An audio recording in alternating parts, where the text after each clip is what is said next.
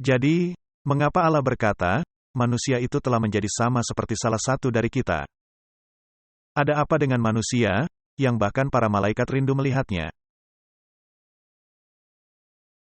Baiklah, mari kita menanyakan beberapa pertanyaan. Pertanyaan pertama, apakah setan membenci Allah? Pastinya, setan pasti membencinya dengan segenap jiwa raganya.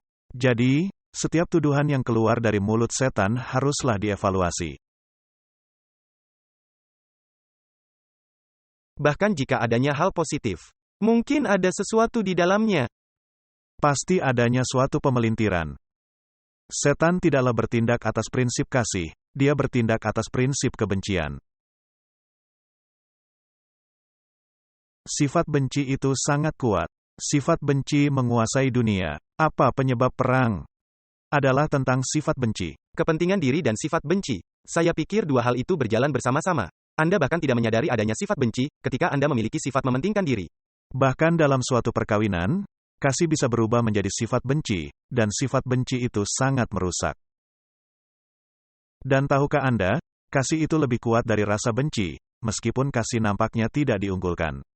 Jadi, kita sudah menjawab pertanyaan, mengapa setan membenci Allah? Pastinya, setan membenci Allah dengan segenap jiwa raganya. Mengapa setan membenci Allah? Karena Allah adalah Allah yang tidak mementingkan diri, dan setan adalah pribadi yang mementingkan diri. Dan dua roh itu saling bertentangan. Jadi pertanyaannya, mengapa setan membenci Allah? Sifat Allah apakah yang setan benci? Tentunya, sifat yang tidak mementingkan diri. Tentunya sifat Allah yang tidak mementingkan diri. Bagaimana bisa Anda menjadi seorang penguasa? Bagaimana bisa Anda menjadi seorang penguasa kuat di seluruh alam semesta, tetapi yang tidak menjadi penguasa mutlak?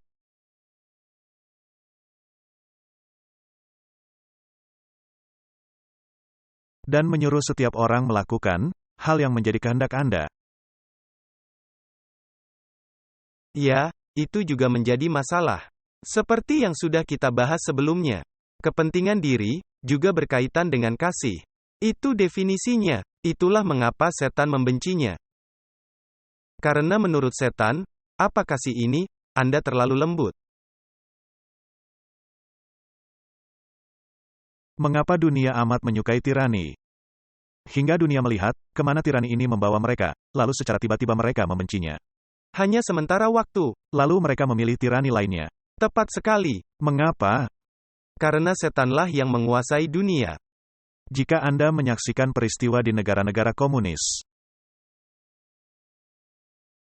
ketika penguasa datang, maka semua orang mesti berdiri dan bertepuk tangan riuh rendah. Dan jika tidak melakukan hal itu, Anda bisa dipenjara di bawah tanah yang paling buruk. Ini adalah jenis kekuasaan yang diinginkan orang-orang dalam suatu krisis. Kata mereka, demokrasi merupakan langkah terakhir, sebelum tirani. Nah, kita berada di titik itu sekarang. Demokrasi sudah menjalani masanya, dan kita sudah tiba di titik di mana sangat di luar kendali, sehingga satu-satunya yang diinginkan umat manusia adalah tirani. Dan umat manusia akan memilihnya. Dan hasilnya akan sangat menghancurkan. Bukankah hal yang sama terjadi di sepanjang sejarah?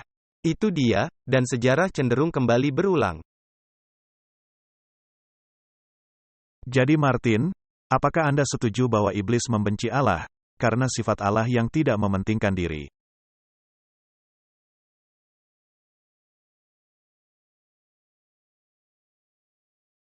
Pastinya. Kerendahan hatinya. Dan bukankah dikatakan, Musa adalah orang yang paling rendah hati? Meskipun demikian Musa adalah seorang pemimpin. Dia tidak pernah memaksakan. Dia tidak pernah memaksakan, tapi dia rendah hati. Baiklah, mari kita tanyakan pertanyaan berikutnya, apakah setan cukup benci untuk membunuh? Ya. Sudahkah itu terbukti? Ya. Apakah setan membunuh anak Allah? Ya. Bukankah pembunuhan merupakan sasarannya? 100%, tentang itulah semuanya. Nah, sungguh kasihan bagi setan, bahwa anak Allah itu adalah Allah.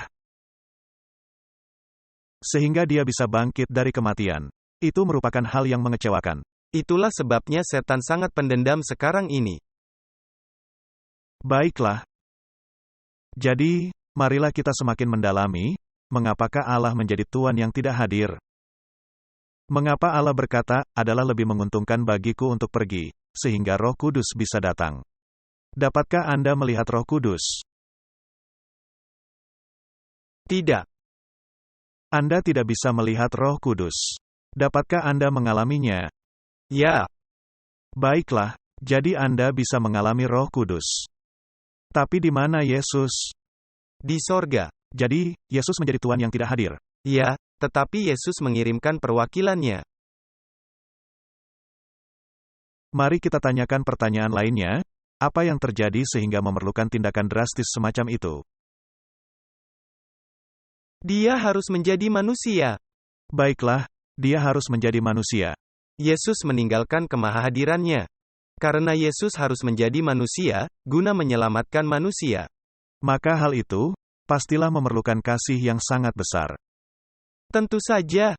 Baiklah, apa yang terjadi dengan adanya penyusup ini ke dalam masyarakat yang disebut sebagai dosa?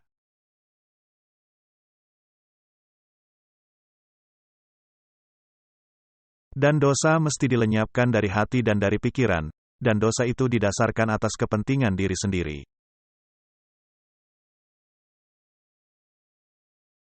Setiap aspek, contohnya, mengapa Anda menginginkan Allah lain di sisi Anda? Karena oleh kepentingan diri sendiri.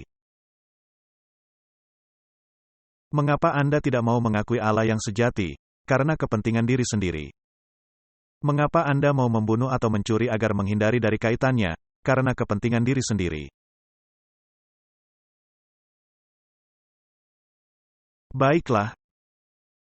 Jadi, jawabnya adalah karena dosa memasuki alam semesta. Dan pertanyaan selanjutnya, siapa yang patut dipersalahkan? Sekarang ini, setan yang menuduh Allah, tetapi yang sebenarnya adalah kesalahan setan. Ya, setan tadinya sempurna pada hari dia diciptakan, hingga dosa ditemukan dalam dirinya. Jadi, dia diciptakan sempurna, tetapi tidaklah menghilangkan kemampuan untuk berdosa. Dengan kata lain, dia mesti memiliki kebebasan memilih, agar bisa berdosa. Kalau tidak, maka dia hanya sekedar robot. Dan karena kasih itu tidak egois, Anda tidak dapat mengecualikan sesuatu. Dengan demikian, kasih juga tidak mungkin, jika tidak ada kebebasan memilih. Jadi manusia itu telah menjadi sama seperti kita, mengetahui hal yang baik dan yang jahat. Allah tidaklah jahat, tetapi menjadi Allah, dia mengetahui akibat dari kejahatan. Ini hampir seperti mengatakan, manusia sekarang mengetahui mementingkan diri dan tidak mementingkan diri. Baiklah. Jadi, sekarang ada pilihan yang mesti diambil. Umat manusia mesti mengambil pilihan antara kerendahan hati dan tidak mementingkan diri, dengan kesombongan dan mementingkan diri. Sesungguhnya ada sifat mementingkan diri, seperti yang dinyatakan oleh Hawa.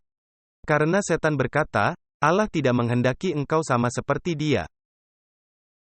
Tetapi engkau bisa sama seperti Allah. Jadi Hawa mementingkan dirinya. Benar, Hawa ingin seperti Allah. Dia ingin mendapat posisi yang tidak diberikan. Untuk mengetahui segala sesuatunya. Jadi siapa yang mesti dipersalahkan? Menurut kitab suci, setan yang mesti dipersalahkan.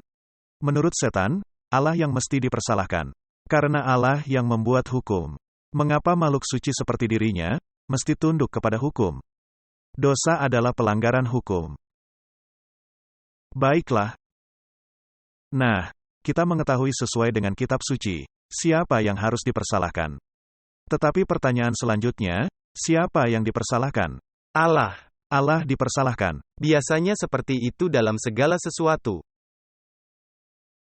Yang berupaya melakukan yang terbaik dan yang baik, dan Allah dipersalahkan untuk segala sesuatunya. Ya, selalu dipersalahkan.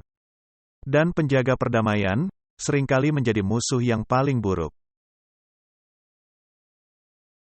Sebagai contoh, jika Anda mencoba menjadi penengah dalam suatu perkawinan, Anda menjadi musuh. Saya sendiri mengalaminya beberapa kali dalam hidup saya. Ketika mencoba menyelesaikan, untuk menjadi tidak memihak, tetapi dengan segera Anda dimusuhi. Jadi ini menjadi pekerjaan yang tidak mendapat ucapan terima kasih. Baiklah, pertanyaan selanjutnya, setelah kita memastikan siapa yang mesti dipersalahkan. Mari menanyai diri kita sendiri, pertanyaan, mengapa Allah yang dipersalahkan? Sekali lagi, ini karena mementingkan diri. Karena mereka tidak menghendaki kasih atau hal tidak mementingkan diri, yang Allah berikan. Baiklah, nah, apakah Anda diciptakan untuk menjadi pengagum buta? Tidak. Atau apakah Anda diciptakan untuk suatu hubungan? Itu dia, dan melalui pengalaman itu, kita mendapatkan kasih dan tidak mementingkan diri. Nah Martin, apa rasanya ketika kita diciptakan agar memiliki hubungan dengan Allah? Ini tergantung kepada siapa Allah dan apa Allah itu. Sehingga Anda menghendaki suatu hubungan, benar. Jadi Anda bisa melihat bahwa Allah menghendaki yang terbaik bagi Anda. Maka Anda bisa melihat, sebagai contoh dalam 10 hukum.